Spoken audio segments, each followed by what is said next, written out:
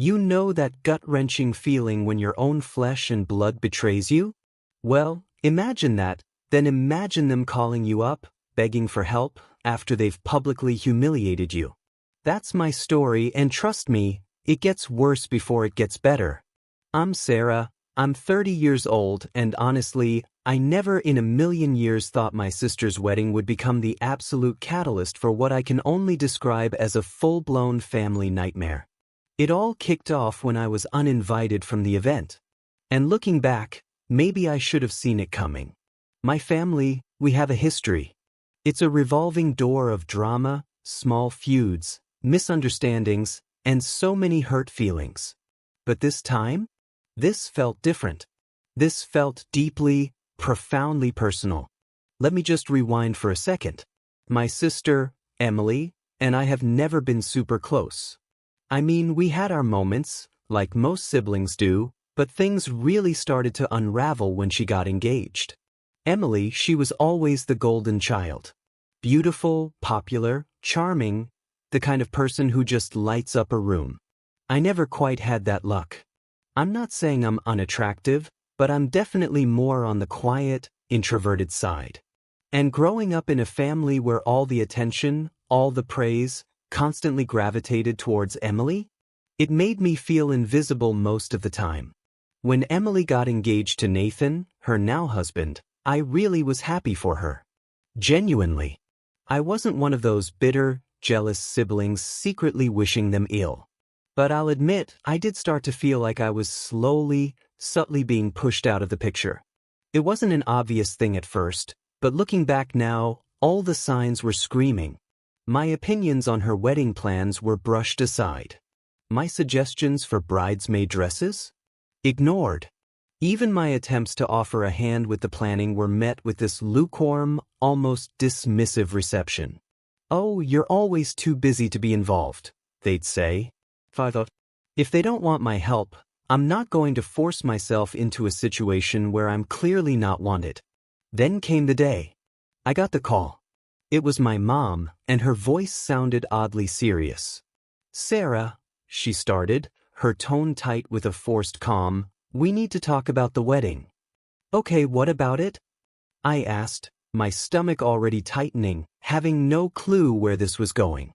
"Well," she continued, a slight hesitation in her voice, "Emily's really worried about the drama with you, and she's made the decision to uninvite you." I was stunned.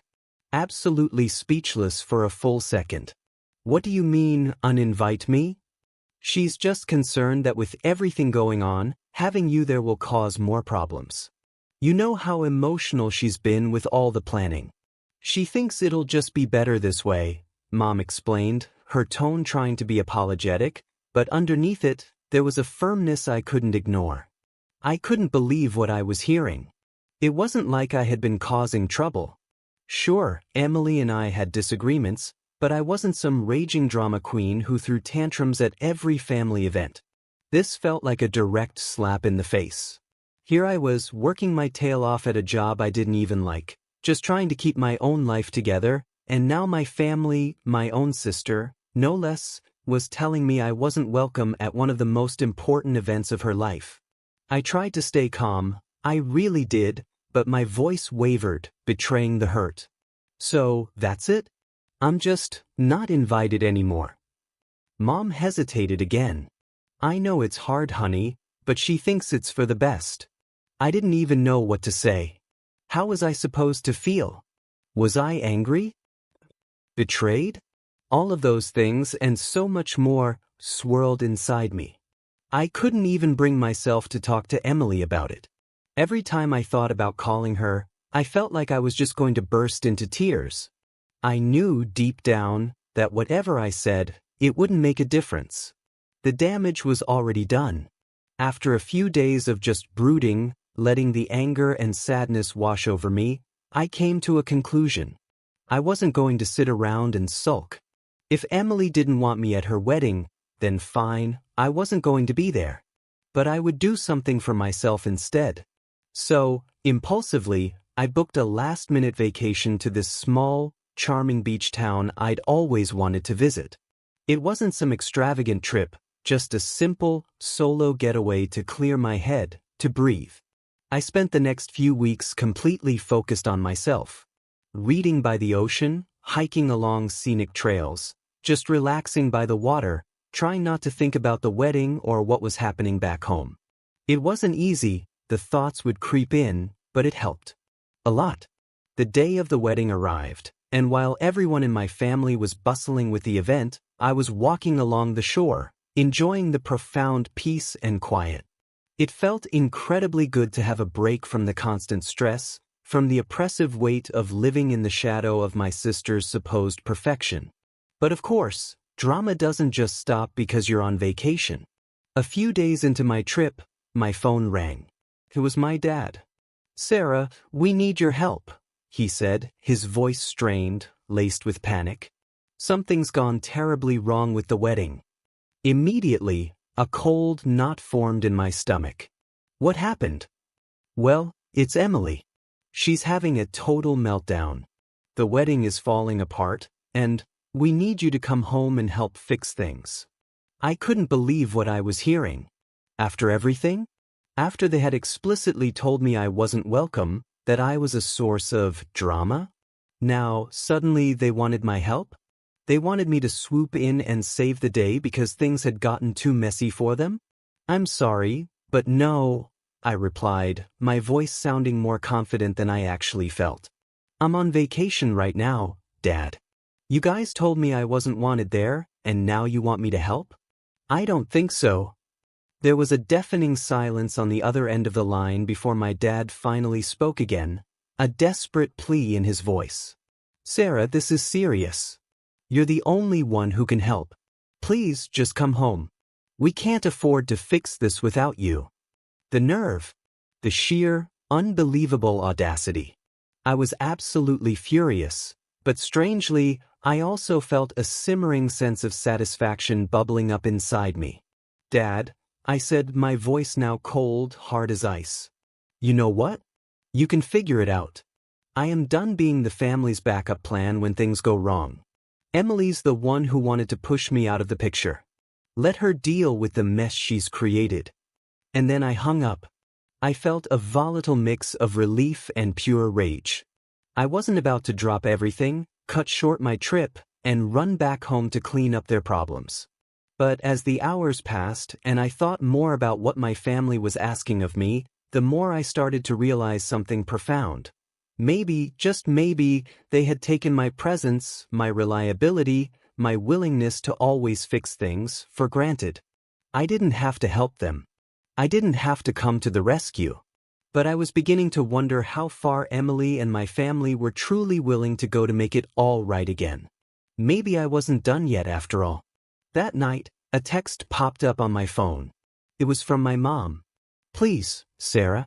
I know things got messed up, but Emily is begging for your help. She's lost it, and the wedding is a disaster. Please, we need you." I stared at that message for a long time, biting my lip. The situation was clearly escalating, and I couldn't help but wonder if this was my chance. A chance to finally get some kind of justice out of this whole mess. They had disrespected me. They had pushed me aside. And now they needed me. The question was, how far was I willing to go to make them truly understand the consequences of their actions? I didn't respond to my mom's text immediately. For once, I needed time to think, to really process. I had spent so many years being the family's doormat, always cleaning up their messes, always bending over backward to make everyone else happy. But this time, I was done. The next morning, I woke up to even more texts. There were calls too, a flurry of them, but I ignored those. My phone buzzed with a new message from my dad. "Sarah, I really need you to come home. It's getting worse. Emily's completely freaking out, and the wedding's been called off. We need you here." That last part hit me like a ton of bricks. The wedding's been called off? I was confused, to say the least. What did that even mean? Had she left Nathan? Was she having second thoughts? If it had been an issue with the marriage itself, if she'd gotten cold feet, wouldn't they have told me that already? I decided to call my dad back. I needed to hear it from him, in his voice. What exactly was going on? Dad, I said when he picked up, my voice steady despite the tremor in my hands. You said the wedding was called off. What happened? He sighed deeply, a ragged, exhausted sound. I could practically hear the stress radiating through the phone. It's a mess, Sarah. Emily panicked. She didn't feel ready, I guess. She had a total meltdown right there, in front of everyone. Nathan was crushed. The guests were confused. The whole thing just fell apart. I was stunned into silence. This was not what I'd expected to hear. But everything was paid for, wasn't it? All the vendors, the venue. Yeah, it's all paid for. And now, well, that's where you come in.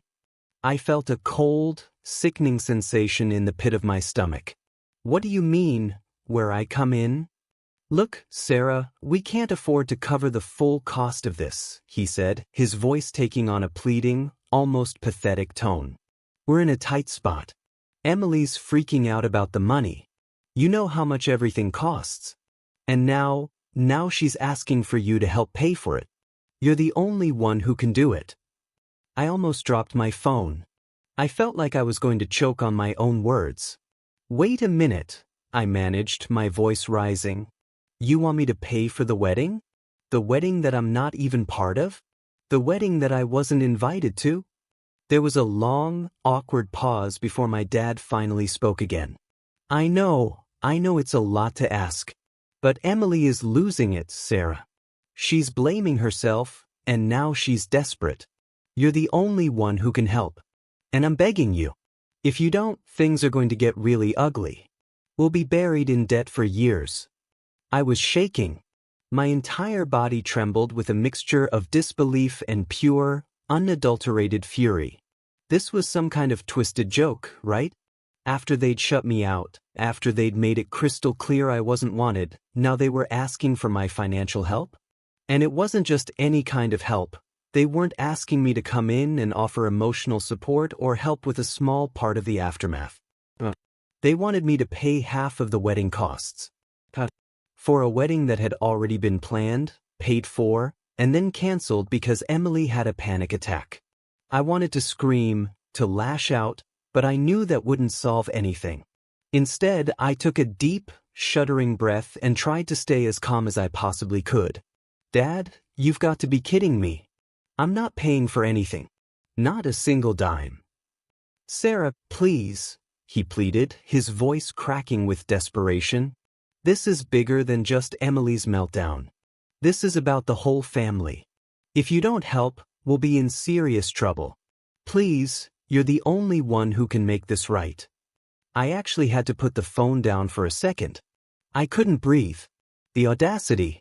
The sheer, unfathomable nerve of it all. Dad, I finally said, my voice shaking with restrained anger, you're asking me to fix a mess I didn't create. You and Emily made the choice to exclude me, to shut me out. And now I'm supposed to clean up the wreckage? That's not how this works. He stayed silent, and I could practically hear him trying to come up with some new angle, some fresh way to convince me. But there was no way to sugarcoat this, no way to make it sound anything other than what it was, a blatant, shameless attempt to shift responsibility for their terrible decisions onto me. The silence stretched on, thick and heavy. Then I heard my dad's voice again, softer this time, almost a whisper. I don't want this to come between us, Sarah, but if you don't help, I'm afraid things might never be the same between you and the family. That was it. That was the line. That was the phrase that pushed me completely over the edge. My dad was threatening to pull the family card. He was trying to guilt-trip me into doing something I absolutely refused to do, and in that moment, I could feel the full weight of every single bit of resentment I had towards them all coming to a boiling head. You know what, Dad? I said, my voice steady now, resolute. If you think you can use that kind of manipulation, if you want me to pay half, you can forget it. I've spent my whole life being the afterthought, the one who always has to clean up everyone else's mess. But not this time. I'm done. There was a long, stunned pause. Sarah, don't do this. You're not thinking clearly. Emily's having a breakdown. She needs you. Then she can figure it out. I snapped, before hanging up the phone. I felt a surge of anger, yes, but mixed with it, a powerful, freeing relief. They had pushed me too far. I wasn't their fallback plan. I wasn't just some cash cow they could milk when they were in trouble. For once, I wasn't going to be the one who fixed everything. But as the days went by, the messages didn't stop. My mom, my dad, even distant relatives, all started begging me to help. They all reminded me how much they'd supposedly done for me, how family should always help each other out. The guilt, that familiar, insidious feeling, started creeping in, gnawing at me. But I shoved it aside hard. I had to stay strong. I wasn't going to cave. Then, just when I thought it couldn't get any worse, I got a message from Emily herself. Sarah, please. You're the only one who can help us. This is a disaster, and we're drowning in debt. If you don't step in, I don't know what will happen. You have to help. My fingers hovered over the keyboard. I was flooded with so many emotions. Anger, yes, and frustration, and that deep-seated resentment, but most of all, a profound sense of betrayal. This wasn't just a wedding gone wrong. This was an entire system of manipulation, guilt-tripping, and toxic behavior, and they expected me to just fix it. I stared at the message for what felt like hours, my mind racing. The words from Emily were just more of the same manipulation I had come to expect from them all. You're the only one who can help. You have to fix this. The guilt was heavy, it truly was, but it wasn't heavy enough to make me cave. I wasn't their fallback plan anymore. For far too long, I'd been the one they turned to when things went wrong, the one they knew would clean up the mess, pick up the pieces, and make everything okay again. But I wasn't going to do it anymore. Not for Emily. Not for anyone. It was time to finally take control of my life, time to stop letting them dictate my happiness. I took a deep breath, my hands shaking slightly as I typed out a response. Emily, I've been thinking about everything you've said, and the truth is, I can't do it anymore. I'm not going to fix your mess. I'm not going to bail you out. You've made it clear where I stand in this family, and I'm done being the one who has to clean up after everyone else. I'm sorry, but I'm cutting ties. I don't need any of you in my life anymore. I hit send before I could second-guess myself, before that familiar wave of guilt could drag me back. My heart was pounding, my body tense, as I sat there, staring at the screen. Part of me was absolutely terrified. Terrified of what they would say, how they would react. But the other part of me, the stronger part, the one that had been buried under years of guilt and manipulation, it felt free. I was finally, truly, standing up for myself. A few minutes later, my phone buzzed again. This time it was a call from my mom. I let it ring. Then another. My dad. Then Emily. They were relentless, bombarding me with messages and calls, but I didn't answer. I couldn't. Instead, I sat there, my mind swirling, wondering if this was really the right decision. Maybe I was being too harsh. Maybe they genuinely needed me. But then I remembered. I remembered the years of resentment that had built up, how they treated me like I was invisible, like I was nothing but a convenient punching bag for their problems. I thought about the wedding, how they'd completely shut me out, all the while fully expecting me to show up when things inevitably went south. They hadn't even given me a chance to be a part of the family in any real sense. So why should I sacrifice everything to be part of their chaos now?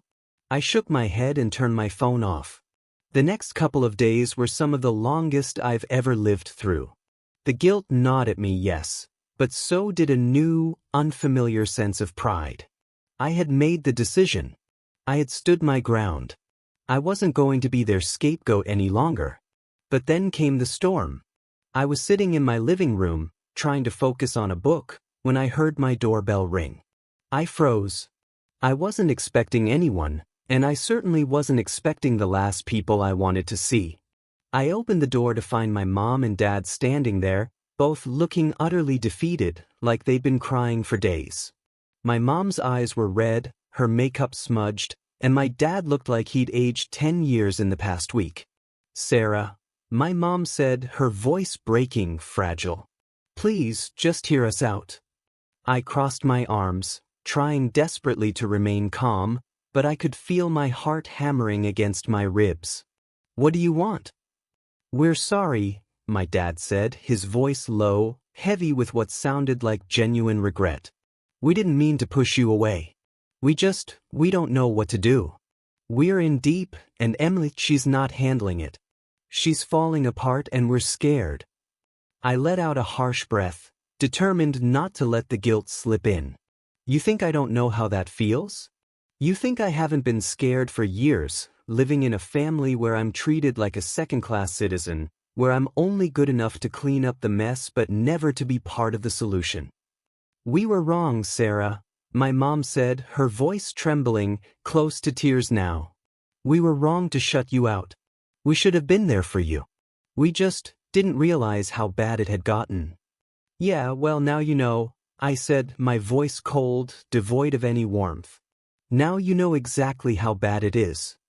I saw them exchange a look, a flicker of something unreadable. My mom bit her lip, her face falling. "Please, Sarah," she pleaded, her voice barely above a whisper. "I know we've hurt you, but you can't turn your back on family. You just can't." I shook my head. "You don't get it, do you? You've been turning your back on me for years. It's always been me who has to fix everything. And now, when I finally decide to stand up for myself, you want me to come back and clean up your mess? I'm done. I don't need you. Not like this." They both stood there, speechless, clearly taken aback by the raw anger and the finality in my words. I took a deep, shaky breath, trying to steady my emotions. "I'm not your safety net anymore. You made your choices, and now you'll have to live with the consequences. I've got to move on with my life. I deserve better than this." My dad opened his mouth, as if he was about to say something, but then he just closed it. He looked at me, really looked at me, as if seeing me for the first time. And then he slowly turned and walked away, my mom following silently behind him, her shoulders slumped. I didn't feel relief at first. I felt a crushing mixture of exhaustion and disappointment, like I was carrying this unbearable weight I couldn't shake off. But as the day went on, I started to feel something else. Something I hadn't felt in years. I was free. And as hard and painful as it was, I knew, with absolute certainty, that I had made the right decision. The days that followed were strangely quiet.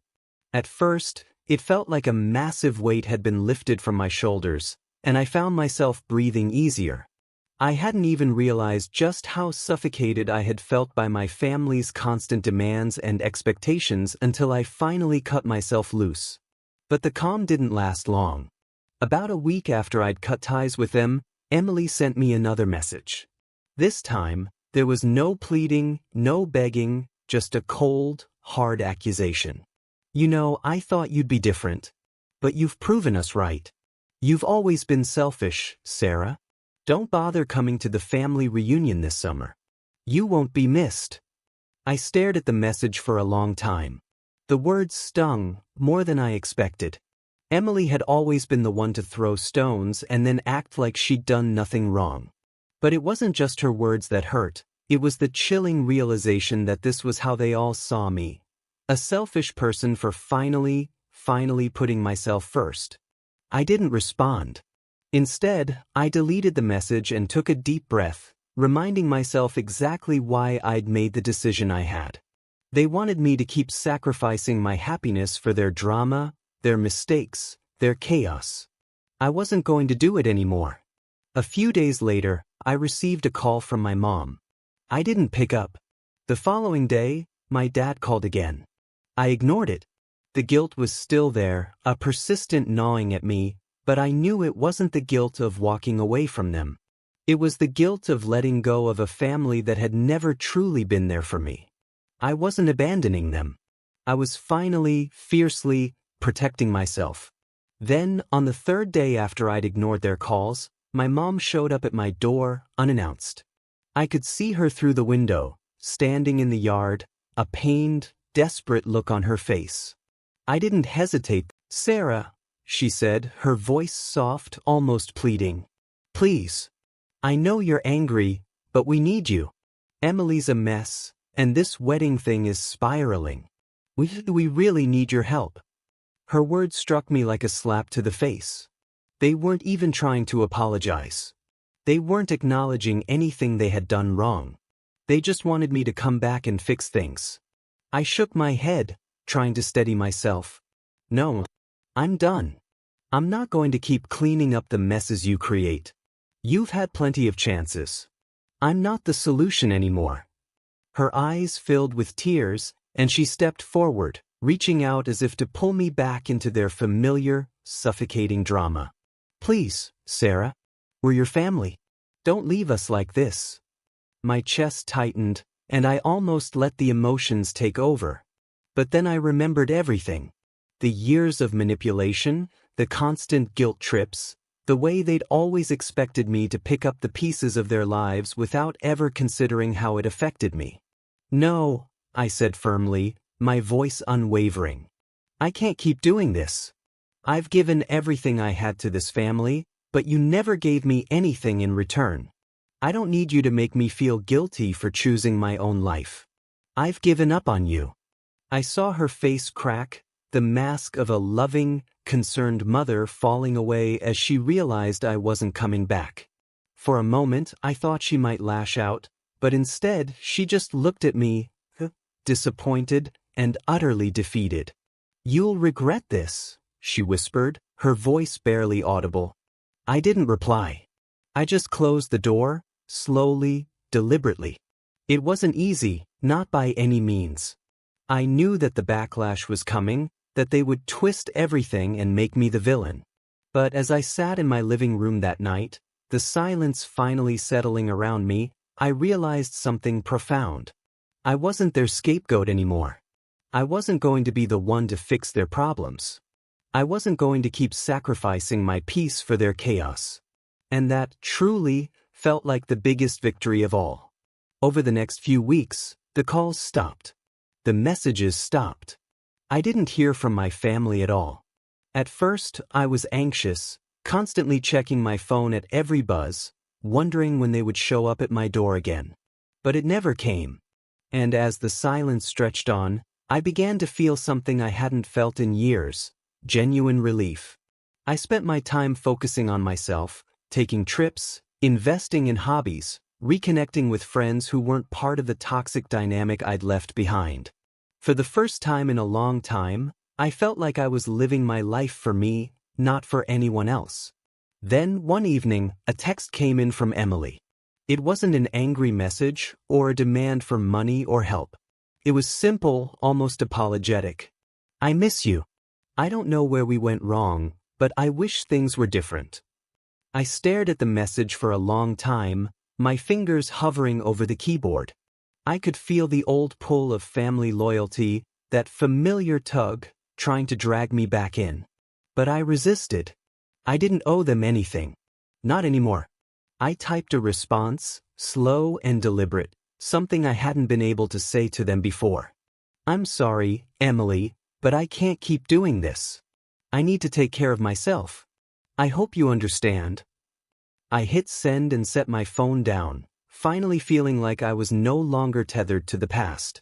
The family I had known for so long had fractured, and while that was painful, deeply painful, it was also profoundly liberating. I had finally chosen me. And in that choice, I realized that sometimes, cutting ties with the people who are supposed to love you the most is the only way to save yourself. And in the end, that's exactly what I did. I saved myself.